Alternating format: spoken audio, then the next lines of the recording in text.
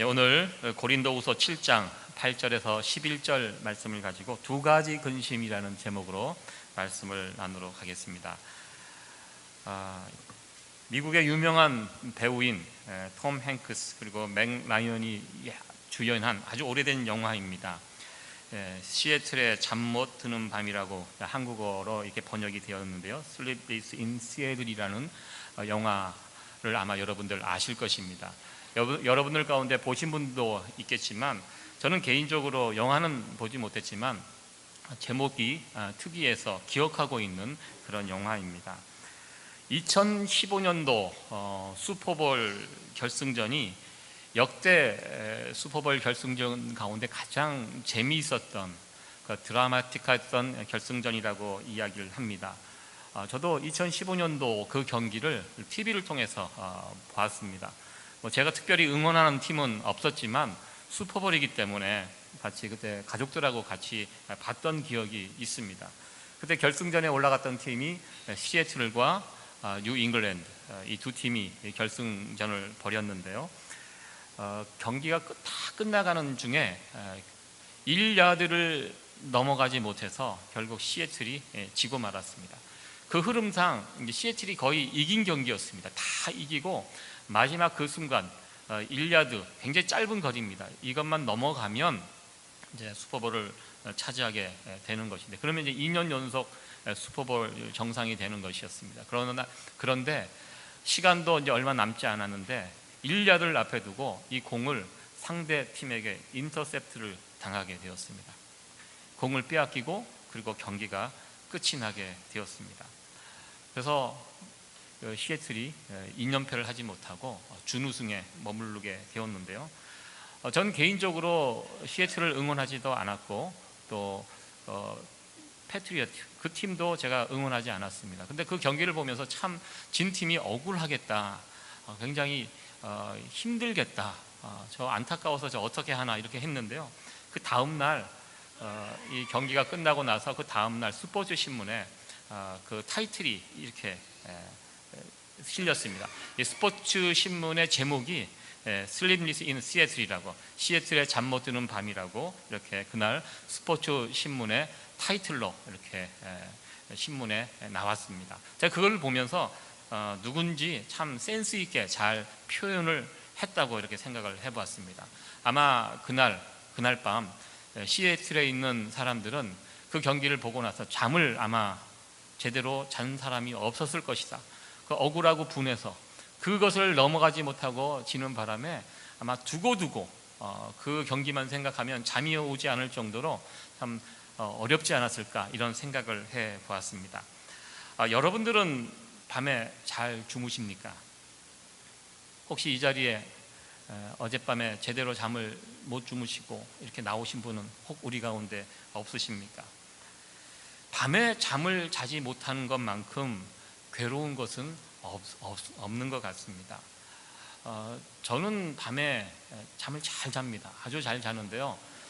아주 가끔 한 15년 전에 한번 꼬박 밤을 새운 적이 있습니다. 그때 개인적으로 어떤 풀기 어려운 문제를 만나서 그 문제를 풀어보겠다고 밤새도록 잠을 자지 못하고 잠이 안 옵니다. 그런 문제를 만나면 그래서 막 고민을 했던 적이 있는데 그 외에는 잘 잤던 것 같습니다. 최근에는 제가 언젠가 한번 저녁 때 제가 아는 어느 교인분이 성도님이 오셔갖고 자기가 커피를 사주시겠다고 그래갖고 밖에 따라 나갔다가 맥도날드에서 냉커피를 한 잔 먹었는데요. 그것 때문에 밤새 잠을 못 잔 적이 있습니다. 정말 굉장히 잠이 오질 않습니다. 1시, 2시, 3시, 그때는 제가 이제 새벽 기도를 다닐 때인데요. 새벽 기도가 5시 반에 있는데 이러다가 잘못하다가 그냥 밤을 꼬박 새우고 새벽 기도에 나가겠다라는 그런 걱정이 들 정도로 1시가 돼도 2시가 돼도 잠은 오지 않고 말똥말똥. 그러니까 밤에 사람이 잠을 못 자니까요, 별 생각이 다 듭니다. 제일 많이 했던 생각이 그날 저녁 저에게 커피를 사준 그 사람, 얼마나 밉던지 막 이를 갈면서 어떻게 그러면서 제가 밤을 꼬박 새우고 정말 새벽 예배에 참석하러 갔던 그런 적이 있습니다. 여러분, 혹시 제가 냉커피를 안 좋아하는 거 아닙니다. 좋아합니다. 예, 그래서 혹시 제가 이 이야기를 하고 또 나중에 우리 목사님은 커피를 안 좋아한다 해갖고 안 사주시면 안 되고요. 예, 그날따라 이상하게 뭐가 이렇게 좀 몸의 컨디션이 안 좋았나 봅니다. 그래서 그렇게 먹고 밤새도록 잠을 못 자고 고생했던 그런 기억이 지금도 생생하게 남아 있습니다. 미국인들의 하루 평균 잠자리에서 잠을 자는 시간이 시카고에 있는 어느 교수님의 연구에 의하면 하루에 지금 평균 미국인들의 평균 잠자는 시간이 6.1시간이라고 합니다. 우리들 가운데 그 평균보다 덜 주무시는 분도 계시겠고 아마 뭐 8시간, 9시간씩 주무시는, 편하게 이렇게 주무시는 분들도 있겠지만 미국인 평균이 6.1시간이라고 합니다. 그 연구 조사에는 이런 또 조사도 포함이 됐습니다. 침대에 들어가는 시간은, 침대에 머무는 시간은 7.5시간, 그리고 잠자는 시간은 6.1시간. 그러니까 이 차이가 나는 것은 자려고 침대에 누웠지만 뒤척이면서 했던, 아직 잠이 들지 않았던 그 시간까지 포함했던 것 같습니다. 아무튼 미국 분들은 한 6.1시간 이렇게 주무신다고 합니다. 이 조사가 1900년도 초반에는 이 조사했을 때 미국 분들이 보통 하루에 9시간을 주무신다고 이렇게 조사가 나왔습니다. 그리고 1970년대, 그러니까 그때 조사했을 때는 7시간 주무신다고 이렇게 했는데요. 이게 시간이 갈수록, 세월이 갈수록 미국 분들의 주무시는 시간들이 자꾸 줄어드는 것을 보게 됩니다.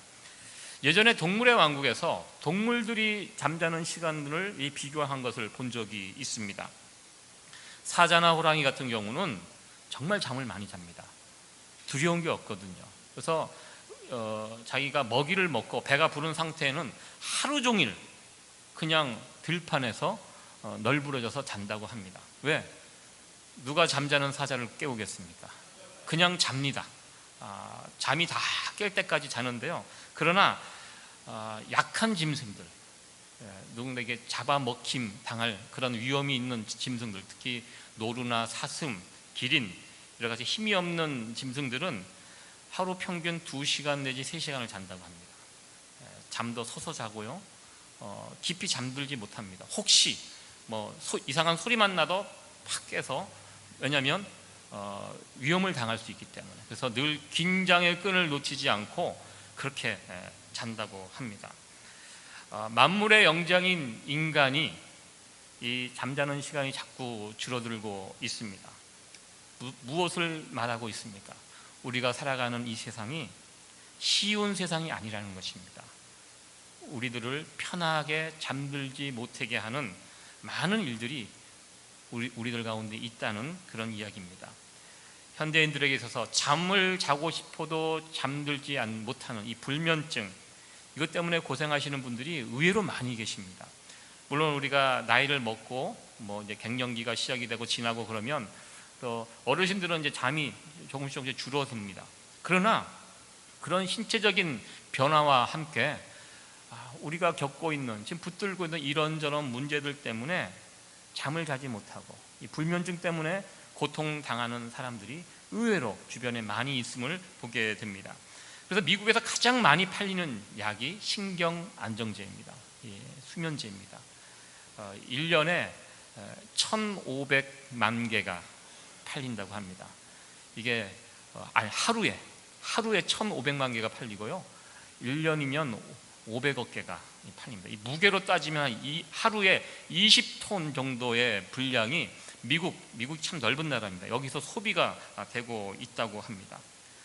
왜 현대인들이 깊은 잠을 자지 못하고 있습니까?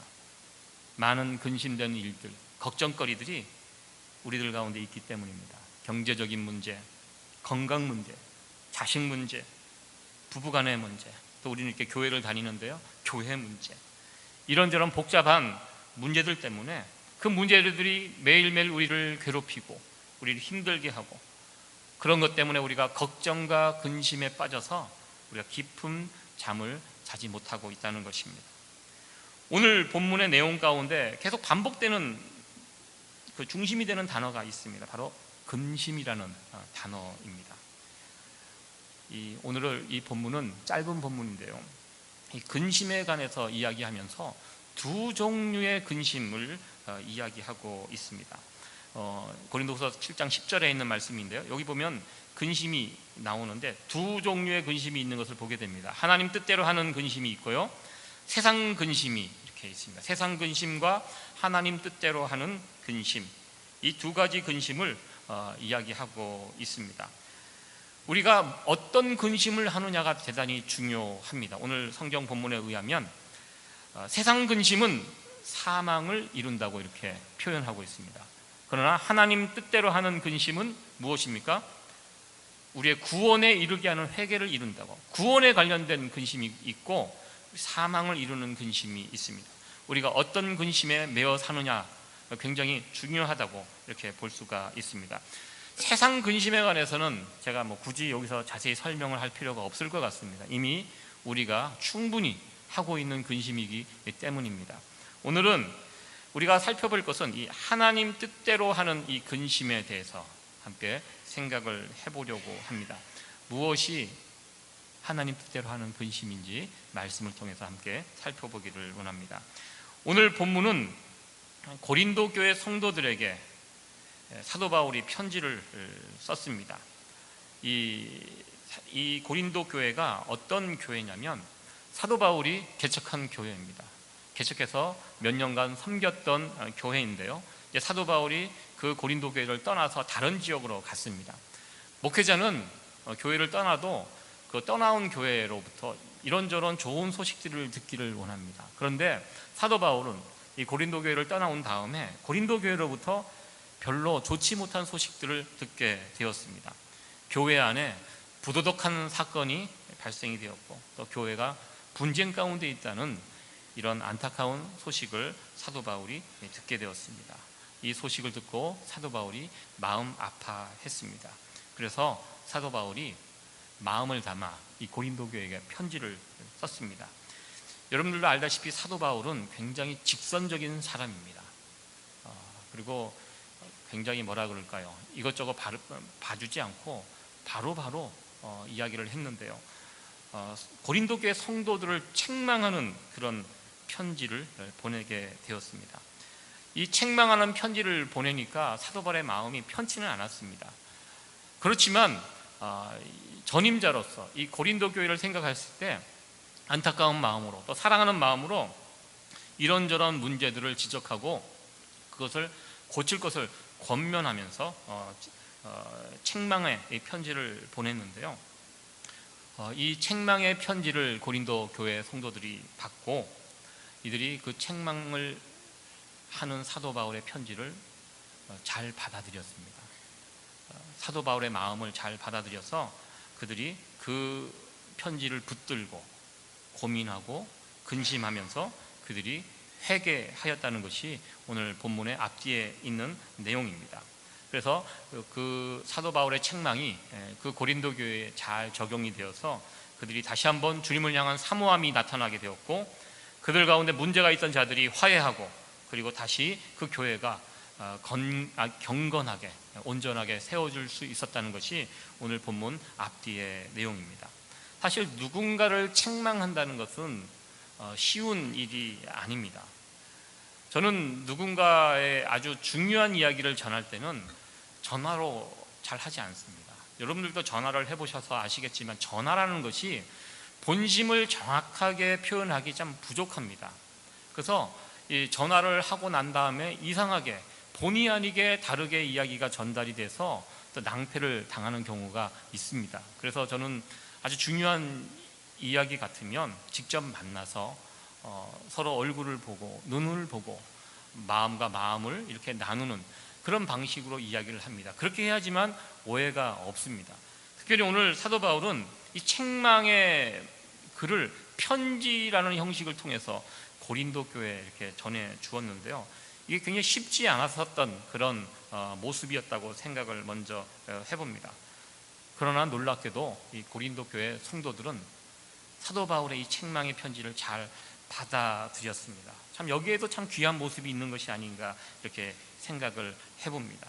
그래서 그 책망의 편지를 잘 받아들여서 자신들이 무엇을 잘못했는지 그것을 돌아보면서 오늘 성경에 나와 있는 표현대로 하나님 뜻대로 하는 이 근심을 고린도 교회 성도들이 하였습니다. 그래서 빨리 벗어났던 자리에서 제자리로 돌아왔고 그들이 구원에서 떨어지지 않도록 이렇게 되었습니다. 이와 같은 모습은 우리에게도 좋은 교훈이 된다고 이렇게 생각을 해 보았습니다.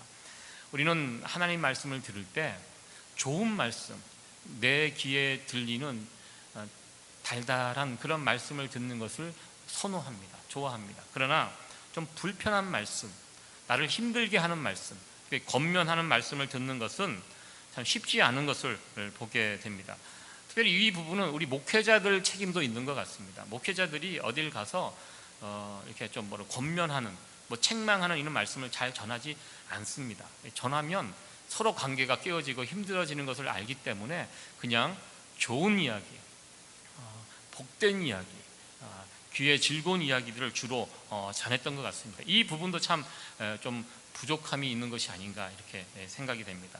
우리 세이비어 교회 성도님들은 이 책망의 말, 권면의 이런 말씀도 잘 받아들일 수 있는 귀한 성도님들이 될 수 있기를 축원합니다.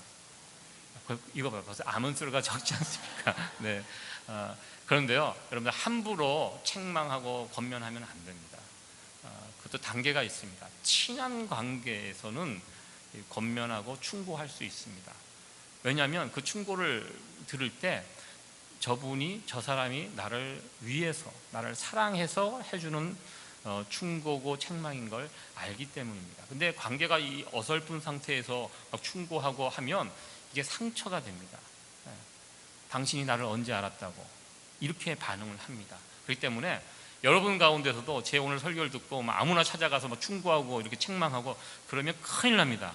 그렇게 하지 마시고 그것은 관계가 정말 이렇게 온전하고 건강한 상태, 무슨 말을 해도 저분이 정말 나를 사랑해서 해주는 말씀이구나, 이것이 느껴질 때 그때 이렇게 하시면 좋습니다. 제 아내도 참 저에게 책망, 지적질을 참 잘합니다. 근데 제가 그것을 처음에는 기분 나빠했는데 요즘은 기분 나빠하지 않습니다. 다 우리 어르신들 그 말씀이 있잖아요. 부인 말 듣고 잘못된 사람 없다는, 여러분들 그 얘기 아시죠? 그래서 저도 제 아내가 해주는 말을 표정은 불편하게 받지만 마음속으로는 잘 기억하고 새겨 듣고 있습니다. 왜? 다 저를 위해서 해주는 말이기 때문에. 그래서 저도 언젠가 우리 여러분들에게 그런 권면의 말씀을 할 때가 곧 올 것이라고 이렇게 생각이 됩니다. 여러분들 그날을 기대하시고, 제가 여러분들과 지금보다 조금 더 친해지면 제가 이렇게 보고 문제가 있으면 바로바로 제가 지적하도록 그렇게 하겠습니다. 우리가 하나님의 말씀을 들을 때 특별히 성경을 읽다 보면 정말 강한 말씀들이 많아요. 목회자를 통해서 어떤 강한 말씀이 전해지는 경우도 있지만 저는 성경을 읽다 보면 무시무시한 말씀들이 참 많이 있는 것을 보게 됩니다. 죄인들을 향한 하나님의 저주의 말씀들, 심판의 말씀들, 이런 말씀들이 참 많습니다. 그런 말씀을 이렇게 제가 읽고 성도님들에게 전해야 되는데 이걸 잘 하지 못합니다. 이거 잘못 전했다간 또 큰일 나니까. 그러나 여러분들 성경을 읽을 때나 혹 여러분들 주의 종을 통해서 어떤 말씀을 들을 때 그 말씀이 나를 힘들게 하거나 나를 책망하거나 내 귀에 들리기가 어려울 때, 그러나 그것을 외면하는 것이 아니라 그 말씀을 진지하게 붙들고 씨름하고 또 근심할 때, 이 말씀이 이런데 나의 모습은 왜 이럴까, 이런 것을 비교하면서 근심할 때 우리의 신앙의 성장은 그 순간 일어나게 된다고 저는 확신합니다. 그래서 여러분들 내게 들려지는 하나님 말씀을 이런 말씀 저런 말씀 구별하지 말고 모두 하나님의 말씀으로 받고 그것을 아멘할 수 있는 그런 저와 여러분들이 될 수 있기를 간절히 소원합니다. 우리 11절 말씀 같이 한번 보도록 하겠습니다. 우리 11절 말씀이 길어갖고 상하로 되어 있는데요, 같이 한번 읽어보도록 하겠습니다. 보라, 하나님의 뜻대로 하게 한 이 근심이 너희를 얼마나 간절하게 하며 얼마나 변명하게 하며 얼마나 분하게 하며 얼마나 두렵게 하며 얼마나 사모하게 하며 얼마나 열심 있게 하며 얼마나 벌하게 하였는가. 너희가 저 일에 대하여 일절 너희 자신의 깨끗함을 나타내었느니라. 아멘. 얼마나 간절하게, 변명하게, 분하게, 두렵게, 사모하게, 열심 있게, 벌하게. 이 고린도 교회 성도님들은 사도 바울의 책망의 말씀을 듣고 그 편지를 붙들고 근심하였습니다. 그러면서 간절하게, 변명하게, 분하게, 두렵게, 사모하게, 열심 있게, 벌하게, 이런 관계로 이런 과정을 거치면서 나갔습니다. 세상 근심을 붙들고는 이런 과정이 나타날 수가 없습니다. 하나님의 뜻대로 하는 근심을 통하여 이런 과정들을 거쳐간 다음에 그들은 다시 깨끗하고 온전하게 또 은혜의 사람으로 회복이 될 수 있었습니다. 우리에게 주어지는 그 하나님의 말씀을 붙들고 고민하면서 내가 어떻게 하면 하나님 말씀대로 살아갈 수 있을까? 이것을 진지하게 생각하고 근심할 수 있는, 그래서 우리의 구원을 이루어갈 수 있는 저와 여러분들 될 수 있기를 간절히 소원합니다. 우리가 살아가면서 세상 근심을 전혀 안 하면서 살아갈 수는 없습니다. 그렇게 살 수 없습니다. 저 또한 세상의 여러 가지 일들로 근심하고 살아갑니다. 그러나 문제가 있습니다. 처음부터 끝까지 세상 일만 붙들고 근심하면 안 된다는 것입니다. 우리가 세상에서 이런저런 일을 만나고 고민이 되고 근심이 될 수 있습니다. 그러나 처음부터 끝까지 내가 만나는 모든 문제가 와서 이렇게 기도 제목을 같이 나누거나 같이 이야기를 하다 보면 너무 세상적인 어떤 근심거리만 가지고 이야기하는 경우가 있다는 것입니다. 그것이 문제라는 것입니다. 저는 우리 성도님들이 좀 균형을 이뤘으면 좋겠습니다. 세상 근심이 있고요, 하나님의 구원을 이루는 근심이 있습니다. 처음에는 우리가 세상 근심을 80% 하고 하나님을 향한 이 근심을 20% 한다면 우리가 좀 이게 균형을 맞춰서 50대 50 정도, 최소한 우리가 세상적인 근심을 50% 한다면 나의 구원을 이루어가는 이 일에 대한 근심을 한 50% 정도 이렇게 할 수 있는 이런 균형을 좀 이루는 것이 어떨까, 이렇게 생각을 해보았습니다. 우리가 정말 근심해야 될 것은요, 하나님 뜻대로 하는 이 근심입니다. 내가 이렇게 믿음 생활해도 괜찮은가? 나는 이렇게 예수님을 오래 믿었는데 왜 이렇게 변화가 속도가 더딘가?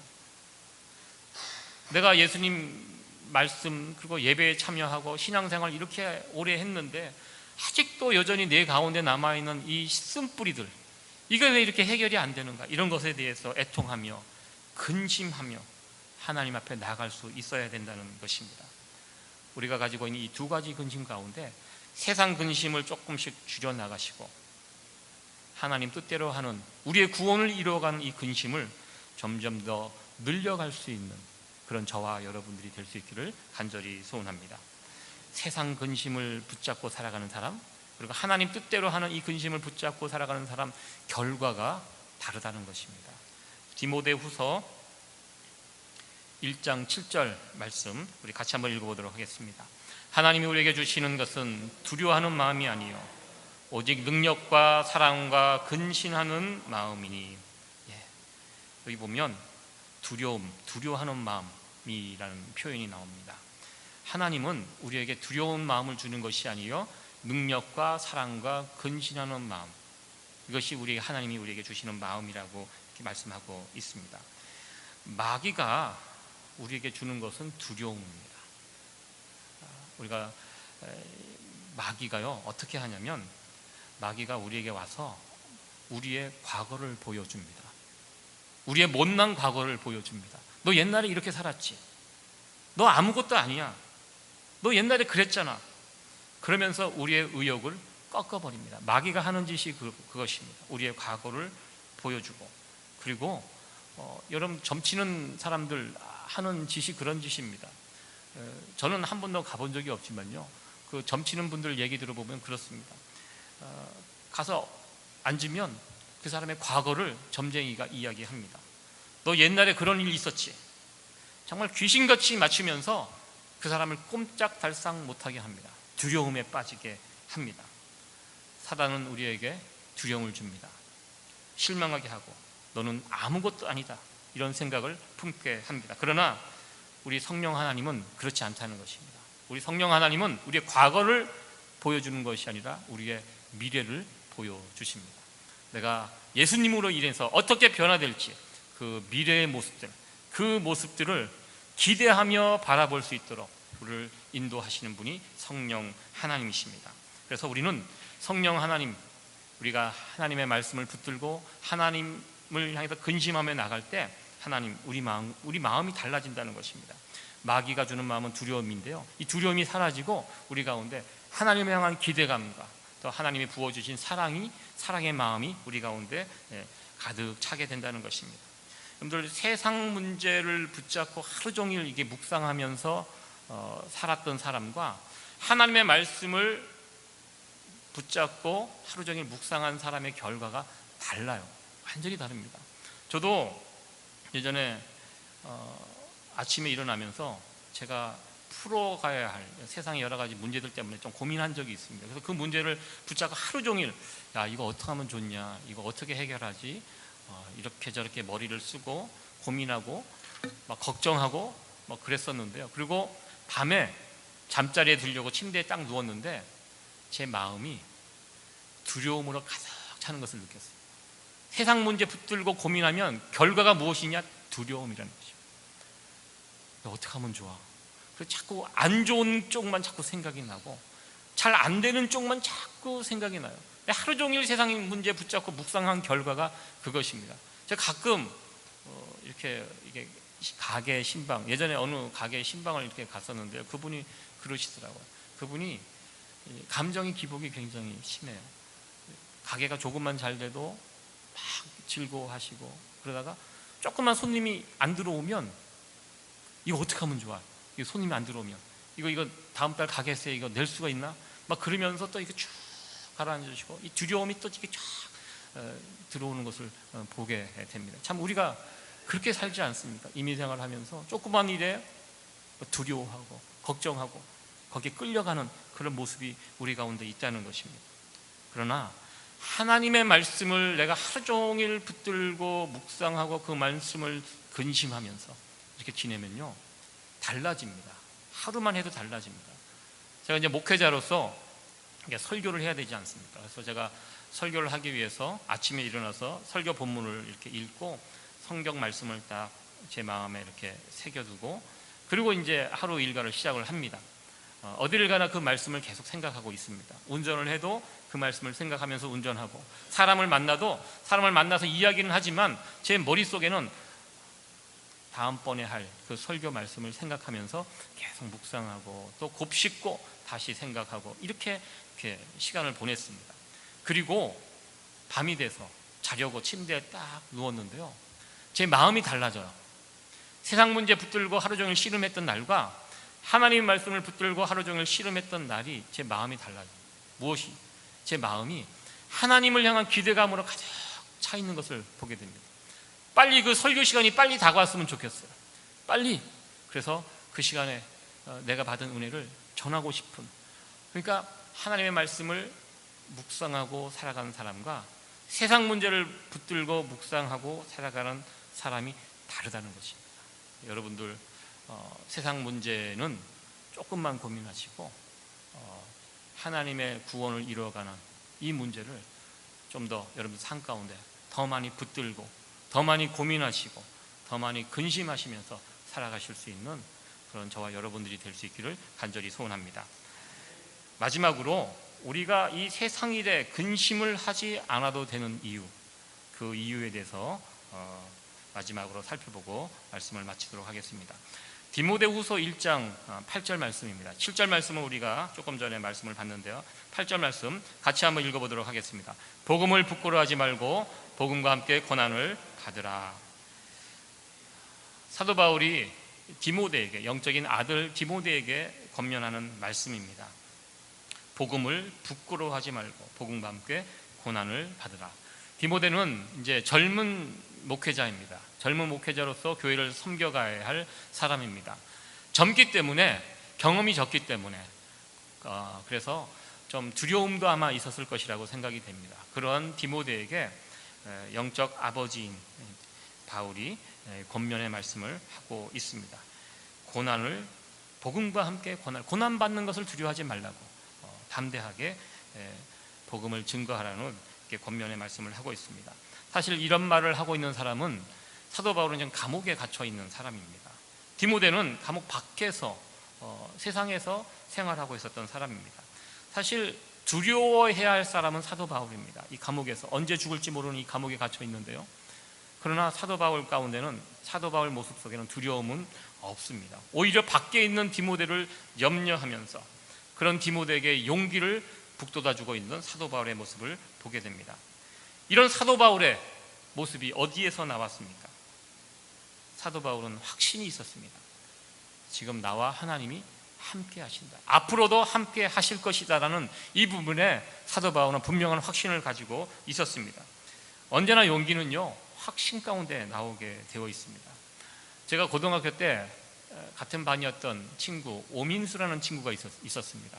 그 친구가 울릉도에서 전학을 왔습니다. 그래서 제가 특이한 동네에서 살다가 왔기 때문에 제가 기억을 하는데요, 이 친구가 키가 160이 안 되는 작은 친구였습니다. 그런데요, 이 친구가 주먹이 정말 크고 셌습니다. 이 친구가 권투를 했거든요. 그래서 전국체전에 나가서 금메달도 땄던, 거의 국가대표 상비군까지 올라갔던 굉장히 실력 있는 그런 친구였습니다. 키는 작아요. 그런데 주먹이 세요. 건드는 아이들이 없어요. 그 친구가 저에게 그런 이야기를 했습니다. 요한아, 나는 1대1로 붙어서 1대1로 붙으면 다 자신이 있어. 굉장한 얘기였습니다. 여러분들 그 무슨 느낌인지 잘 모르시겠지만 제가 고등학교 때 그 친구의 그 확신에 찬 이야기를 듣고 너무 부러웠습니다. 1대1로 붙으면 난 다 자신 있어. 정말 이 친구는 시골에서 이렇게 전학을 왔기 때문에 처음에 그 학교에 다니는 좀 껄렁껄렁한 학생들이 건드렸는데요, 다 박살났습니다. 1대1로 붙으면 당할 자가 없었습니다.